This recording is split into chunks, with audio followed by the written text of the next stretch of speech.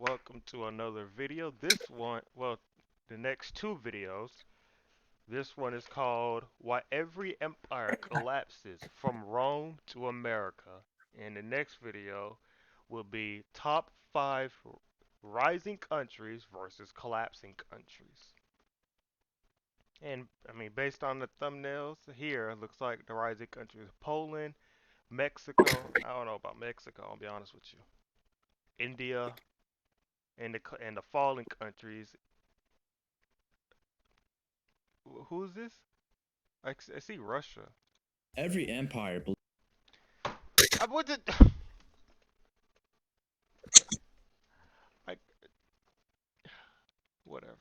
believed it would last forever. Rome, China, Britain, and even the United States. We'll explore how the world's greatest empires rose, how they eventually collapsed, and how they lived on. Our journey moves from ancient times to the medieval era to the modern age. The Roman Empire. The Roman Empire began as a city-state on the Italian peninsula and was ruled by Etruscan kings. The first king of Rome, Romulus, organized the first Roman legions, created the Senate, and divided citizens into patricians and plebeians. But the monarchy was short-lived.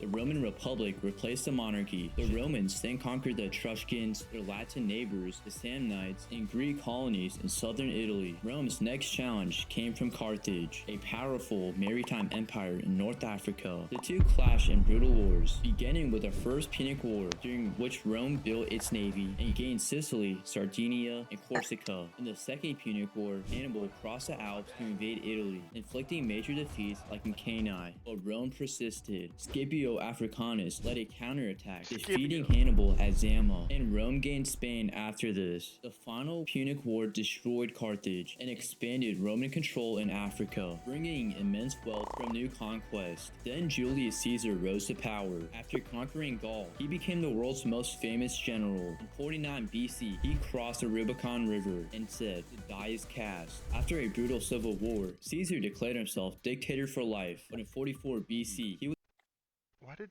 why did the why did it go? Why?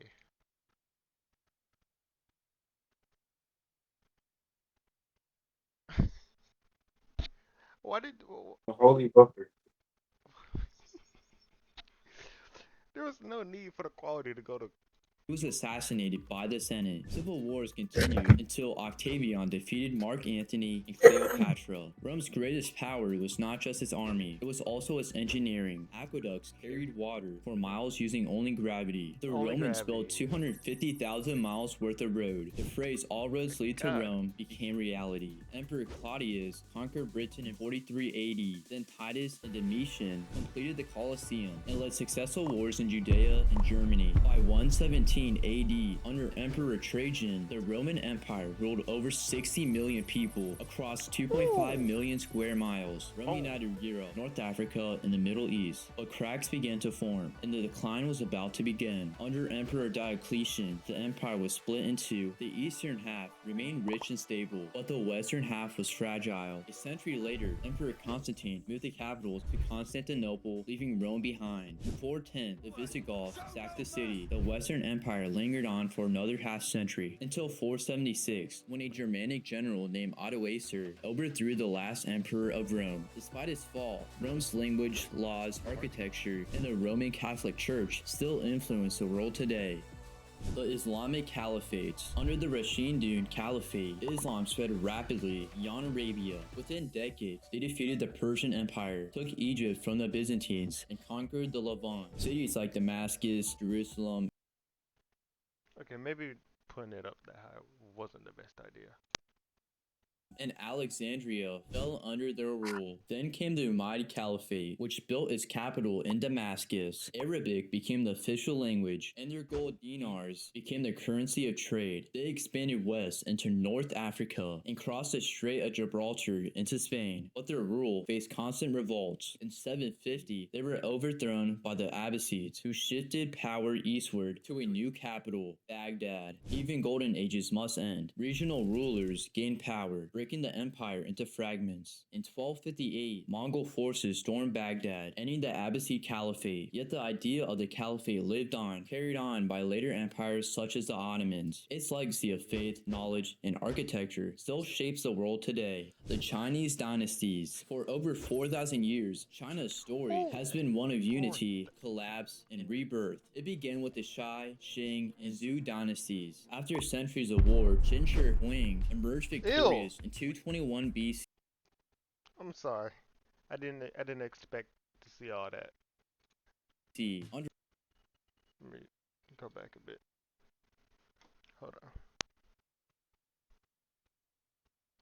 emerged victorious in 221 BC. Under his rule, China was unified for the first time. He built the first Great Wall, standardized writing, money, and measurements, and even constructed the Terracotta Army. But his dynasty lasted only 15 years, toppled by rebellion. The Han Dynasty followed, ushering in China's first golden age. The Silk Road connected China to Rome. Paper was invented, and Confucianism became the backbone of Chinese society. When the Han fell, chaos reigned. But out of that chaos rose new dynasties. The Qing dynasty reached the height of culture and power. Its capital, Chang'an, was the largest city on earth, where poets, traders, and scholars from every corner of Asia gathered. Under the Song dynasty, China pioneered technologies that would change the world: gunpowder, the compass, and printing. The Mongols then conquered China. Kublai Khan founded the Yuan dynasty. The empire became a hub of global trade. Resentment toward his foreign rule grew. When rebellion broke out, the Mongols were expelled. The Ming dynasty rose in its place. The Ming rebuilt the Great Wall, strengthened the navy, and sent Admiral Zheng He on grand expeditions. But by the 1600s, corruption and famine weakened Ming rule. The Qing dynasty, led by Manchu warriors, took power and expanded China's borders to their greatest extent. For centuries, China was the center of the world, but as the West industrialized, the Qing failed to keep pace. The Opium Wars, foreign invasions, and rebellions shattered the empire. Yet China endured, rising again to become one of the world's most powerful countries. Those were the ancient empires. Now let's move on into the medieval ones. The Byzantine Empire. When the Western Roman Empire fell in 476, the East survived. From its shining capital, Constantinople, the Byzantine Empire carried on Rome's legacy.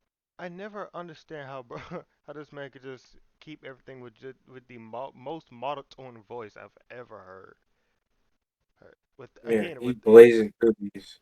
with and without a break either. I don't think I heard him do That's like that's a term out. Don't breathe.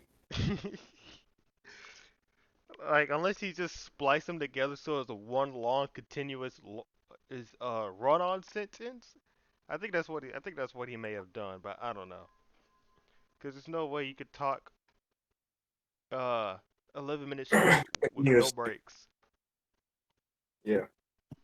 Legacy. Protected by mighty walls and the sea, it became a fortress of faith, art, and learning. Under Emperor Justinian, the empire reached its height. He rebuilt the Hagia Sophia, a masterpiece of architecture. His armies reconquered North Africa, Italy, and parts of Spain, briefly restoring the Roman dream. The Byzantine economy thrived on trade between Europe and Asia. A constant wars with the Persians and Arabs weakened its power. In the 11th century, the Seljuk Turks invaded Anatolia, and the empire called for Western help, sparking the Crusades. Ironically, Crusaders turned on them. In 1204, the Fourth Crusade sacked Constantinople. Though the Byzantines reclaimed their city decades later, they never recovered. Surrounded by the rising Ottoman Empire, in 1453, after a brutal siege, Ottoman cannons breached its walls. The city fell. The Eastern Roman Empire, after more than 1,000 years, was gone. Byzantine art, knowledge, and Orthodox Christianity lived on, influencing the Renaissance and shaping Europe's rebirth. The Mongol Empire. From the freezing steppes of Mongolia, a man named Temujin forged a legend. In 1206, he united the Mongol tribes and became Genghis Khan. What began as scattered clans of horsemen became the deadliest army the world had ever seen. The Mongols annihilated Khwarezmian Empire, stormed through Persia, crushed the Qin dynasty in China, and reached the gates of Europe. Their banners stretched from Korea to Hungary, the largest contiguous empire in human history. Despite their brutality, the Mongols built a world connected by trade. Pax Mongolica opened the Silk Road, allowing merchants like Marco Polo cargo to travel safely across Eurasia. But such vast power couldn't last. Civil wars erupted between rival khans. By the 14th century, the once mighty Mongol Empire had dissolved. Still, their legacy endured. They reshaped geography, influenced global trade, and changed the balance of power forever. That was the medieval empires. Now let's move into the modern powers. The Spanish To the modern Empire. powers. Spain's rise began with unity and faith. The marriage of Ferdinand and Isabella in 469 united the kingdoms But I swear, they be messing them up on of purpose. Castile and Aragon. The marriage of Ferdinand and Like, look, like like you mean to tell me that they wasn't trying to mess them up on purpose, bro? Like, look at this. Like, come on now. Isabella in 469 united the kingdoms of Castile and Aragon, creating a new, powerful Spain. In 1492, they conquered Granada and sponsored Christopher Columbus, whose voyage opened the door to the New World. Gold, silver, and riches poured into Spain as conquistadors toppled mighty empires. Vast territories across the Americas came under Spanish rule. By the 16th century, Spain ruled their first global empire. The Spanish language spread across oceans, and Catholicism became the faith of a billion. But the empire brought problems. Endless wars against France, England, and the Dutch led Spain's wealth dry. The treasure fleets that once made Spain rich fueled inflation and debt. In 1588, Spain's invincible armada sailed to invade England and was destroyed. It was the beginning of a long decline. By the 18th and 19th century, revolution swept through Latin America. Colonies broke free one after another. Spain's overseas empires collapsed. Though its age of conquest ended, Spain's cultural empire endured. Its language and religion remain among the most widespread in the world. The British Empire. Britain's story began on a small island, but its ambitions reached the world. In the age of exploration, English sailors crossed the oceans, competing with Spain and Portugal for colonies. By the 1600s, Britain had settlements in North America, the Caribbean, and India. Then came the Industrial Revolution. Factories, steamships, and railways turned Britain into the world's workshop. With unmatched naval power, it began building the largest empire in history. After Napoleon's defeat in 1815, Britain ruled the seas. A quarter of the world's people lived under the Union Jack. Its influence was immense. English became the most spoken language. London became the world's capital, but the empire's size became its weakness. Uprisings in India, costly wars in Africa, and growing demands for independence weakened British control. Two world wars drained Britain's power and finances. After 1945, the empire unraveled. India gained independence, followed by Africa, the Middle East, and the Caribbean. By the 20th century's end, the empire had transformed into the Commonwealth of Nations. Though the British Empire faded, its mark remained everywhere, in language, law, and culture that still shape our modern world. The United States of America. Born in Revolution, the United States began as 13 colonies, defying the might of the British Empire. In 1776, they declared independence and built a new nation on ideals of liberty and democracy. It expanded westward through the Louisiana Purchase and the Mexican Cession. The U.S. stretched from the Atlantic to the Pacific. The 19th century was an age of growth, but also of division. The Civil War nearly destroyed the Union, yet from its ashes rose a stronger, united country. Railroads connected coast to coast. Factories fueled progress, and cities reached for the sky. By the 20th century, the US had become a global power. It led the Allies to victory in two world wars, rebuilt nations with the Marshall Plan, and became the symbol of freedom in the Cold War. Its economy dominated the world. Its culture, music, movies, and technology spread to every corner of the globe. But power always brings challenges. Divisions at home, endless foreign wars, and rising global rivals question America's future. Every empire before it believed it would last forever. Now history watches closely to see how long the eagle will keep flying. The first time we've actually stopped talking.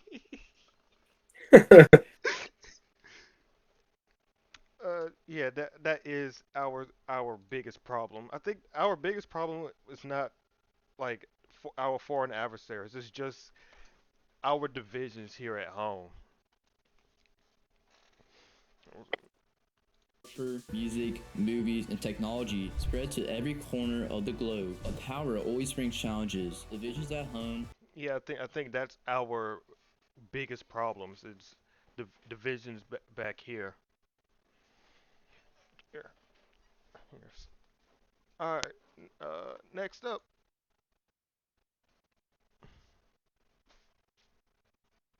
In if it this want. video, we will explore which countries are set to dominate the world in the future, and which ones will fade into the shadows of their former glory as we move from rising to skyrocketing and falling to collapsing.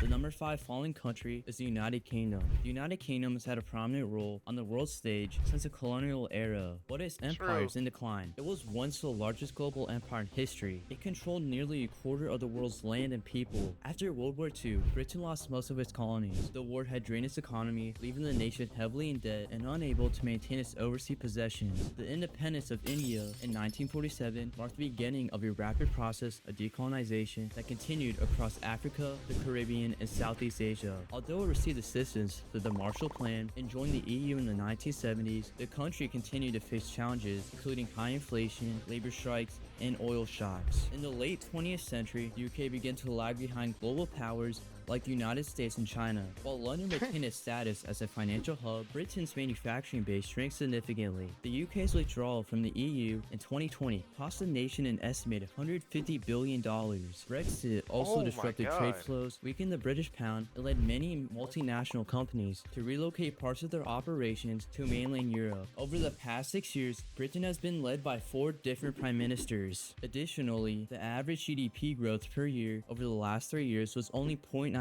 It has an aging Ooh. population, a fertility rate below replacement level, and the burden on pensions, healthcare, and social services continue to grow. Ireland is calling for unification, and Scotland is calling for independence, which continues to fuel the fire. While the UK continues to participate in NATO and maintain a nuclear deterrent, it is increasingly clear that the sun is set on the British Empire.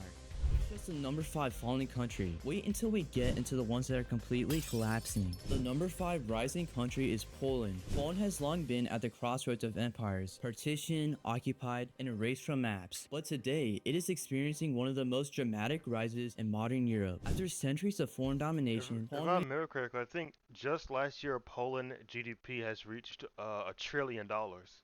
emerged as a sovereign Really? nation in Yeah. 1918, only to be invaded by both Germany and the Soviet Union in World War II. The post-war communist regime stifled its economy until the rise of the Solidarity and the fall of the Iron Curtain in 1989. Since joining NATO in 1999 and the European Union in 2004, Poland has undergone a rapid process of modernization. The country became a manufacturing hub, especially for automobiles and electronics. In recent years, Poland has emerged as a regional leader. It is one of the fastest growing economies in the EU, outpacing Western Europe in GDP growth. Its military spending now exceeds 4% of GDP, among the highest in NATO. I Culturally, think it's Polish the cinema, highest. tech startups, and its global diaspora have boosted the country's soft power. Poland's strategic importance is undeniable. From energy independence to digital transformation, it is becoming a model of post-communist success. Once the victim of great powers, Poland is now a rising power in its own right, reaching the 5th ranked rising country. But there are still nations that are skyrocketing to the top. The number 4 falling country is China. China has re-emerged as a central power on the global stage, but the path Come on,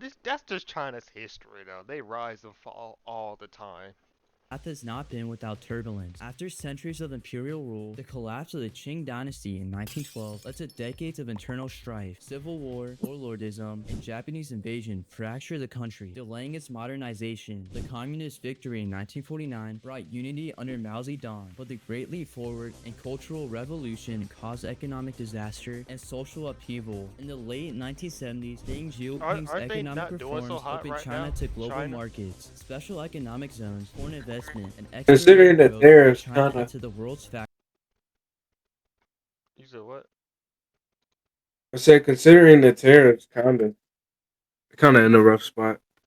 Yeah, and what we're doing, what we did to Venezuela and doing to Iran, and we might be crippling them a little bit more than just the tariffs. factory. For decades, it But you posted think, right? double-digit GDP You know, Panda Man or Pooh Bear? I don't know about Winnie the Pooh, right? I think, um, I think it might. I won't say it won't collapse them. Obviously, I think it might slow down their growth alongside the tariffs. But But they can't. Their reproduction rate and fertility. Well, their fertility. their fertility rating. rating is very low because of the way that their society is structured. Like it's very stressed. Yeah, and I'm reading right here. Despite ending the one-child policy in 2016 and allowing 3 children by 2021, high costs for education, childcare, and housing have prevented a rebound in births. Fertility has declined steadily since the 1960s. Uh, I forget. I don't know if it was Mao Zedong or another leader that was essentially like, yeah, just have as many babies as you want. I, Mm, I think it was Mao Zedong. and I think it was the person after him that was like, all right, we're having too many kids. It's one child policy, and obviously that really screwed up China for decades. I mean, like I said, even to now, it's still.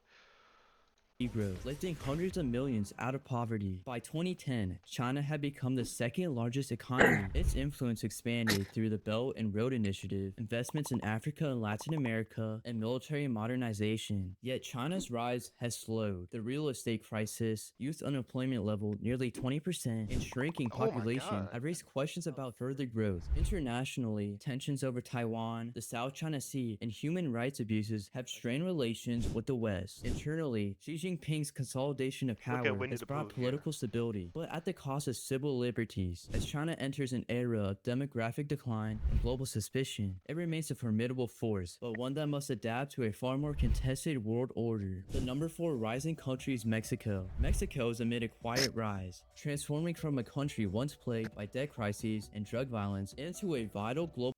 I mean, I think they're still plagued by drug violence.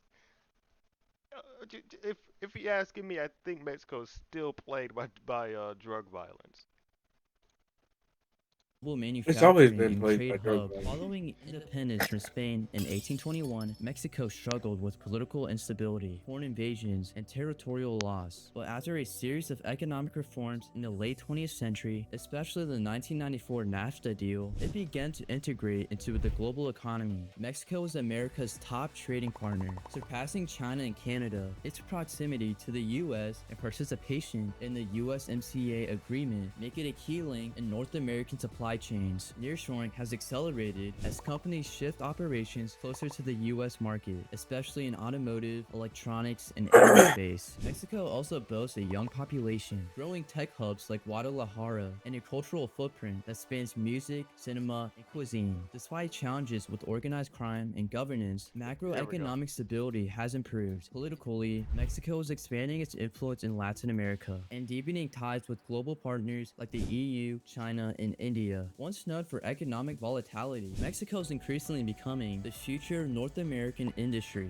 The number 3 falling country is South Korea. South Korea has risen from the Oh yeah, ruins of war they've to been become an falling for a economic and while now. cultural powerhouse. After the Korean War devastated the peninsula in the 1950s, South Korea was one of the world's poorest countries. The miracle on Han River transformed South Korea into an industrialized nation. By the 1990s, democracy took root, and South Korea became a G20 economy. Companies like Samsung, Hyundai, and LG symbolize their technological rise. South Korea boasts a well-educated workforce and cutting-edge innovation in AI, robotics, and biotechnology. Yet the country now faces major headwinds: an aging population and the world's lowest fertility rate threaten long-term economic sustainability. The youth struggle with housing prices, job market saturation, and academic pressure. Geopolitically, South Korea remains caught between U.S. military dependence and economic ties with China. Relations with Japan remain strained due to historical grievances, while tensions with North Korea flare unpredictably. Its transformation is undeniable, but sustaining its success will require deep structural change and geopolitical balancing. The number 3 rising country is the Philippines. The Philippines is undergoing a major transformation, reasserting itself economically and strategically in Asia. A former Spanish, then American colony, the Philippines gained independence in 1946, only to face decades of authoritarian rule. But in the 21st a century, the country has stabilized politically and begun to accelerate economically. Its English-speaking population and digital skills make it a global leader in call centers and remote work services. Infrastructure development has surged. Projects like the Build program are modernizing transportation and logistics. Manila's urban skyline is changing rapidly, and ports and airports are being upgraded to meet regional trade demands. Geopolitically, the Philippines is regaining strategic weight. Its renewed alliance with the United States, military agreements with China and Australia, and a tougher stance against Chinese aggression in the South China Sea have increased its regional clout. At the same time, it's attracting investments from Korea, India, and the Gulf states. The Philippines is transitioning from a labor exporting economy to a rising regional player. Its challenge now is to turn economic momentum into long-term growth. The number 2 falling country is Russia. Russia has always been a land of vast ambitions. After emerging from the ruins of the Mongol invasion, the Tsardom of Russia expanded aggressively, reaching the Pacific by the 17th century. Under the Romanovs, Russia became a European great power, but centuries of autocracy, serfdom, and uneven modernization left it fragile. The Russian Revolution in 1917 gave the rise to the Soviet Union, which rapidly industrialized under Stalin, but at the cost of tens of millions of lives. After World War II, the USSR became one of 2 global superpowers. It built a nuclear arsenal, launched the first satellite into space, and backed revolutions across the globe. Yet stagnation, bureaucracy, and economic inefficiency weakened the Soviet system. The collapse in 1991 left Russia politically disoriented and economically devastated. In 1999, a new era of centralized power, rising oil wealth, and a nationalist rhetoric was ushered in. Russia regained regional influence, intervening in Georgia, Syria, and most recently Ukraine. The invasion of Ukraine in 2022 marked a turning point. Western sanctions, military setbacks, and international isolation have severely damaged Russia's economy and global standing. While Russia still possesses nuclear power and natural resources, its demographic crisis and authoritarian stagnation hinder its prospects. Once a global superpower, Russia today is increasingly seen fighting to preserve influence rather than expand it. The number 2 rising country is Indonesia. Indonesia is quietly becoming a global economic giant. As the world's 4th most populous country and the largest economy in Southeast Asia, it holds untapped potential. After gaining independence from the Dutch in 1949, Indonesia experienced authoritarian rule followed by democratic reforms in the late 1990s. Indonesia's economy has diversified beyond oil and gas to include manufacturing, agriculture, tourism, and tech. Indonesia's nickel, copper, and cobalt reserves make it a key player in global supply chains. Indonesia is also taking on a larger global role, hosting G20 summits and forging new trade alliances. Its democratic resilience and natural resources make it uniquely positioned between China and the West. While governance issues, infrastructure gaps, and inequality remain, Indonesia is no longer just a resource exporter, it is a rising Indo-Pacific power. The number 1 fallen country is Japan. Japan's journey has been marked by dramatic transformation. Isolated for centuries under the Tokugawa shogunate,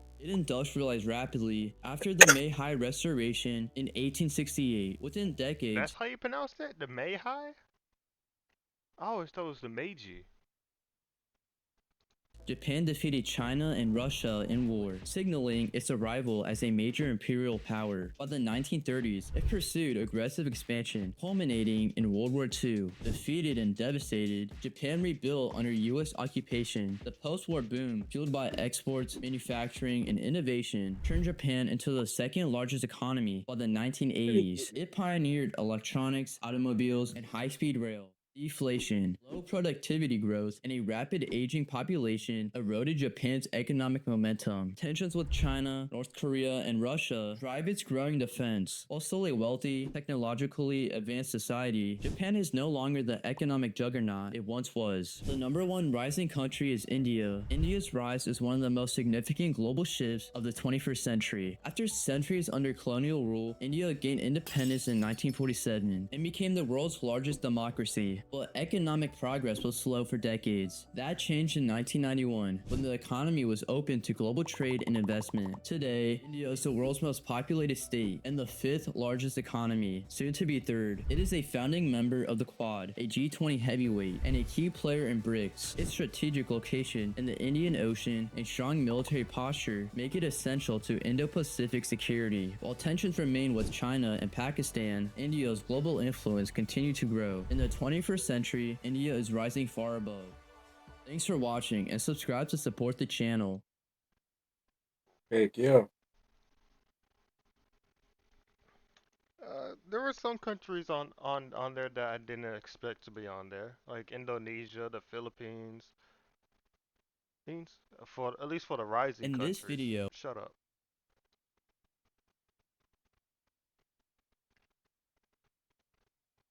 For the falling, I guess for the falling countries that I, g- I guess could you say that would be more predictable But for the countries that are, or well, at least according to by this video, falling or collapsing, as he put it.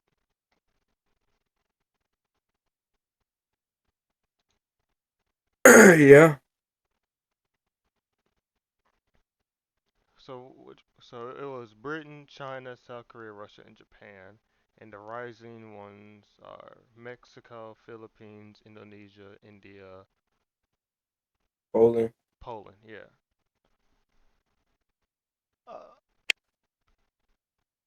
Uh, yeah. I could see that list being a thing. Yeah.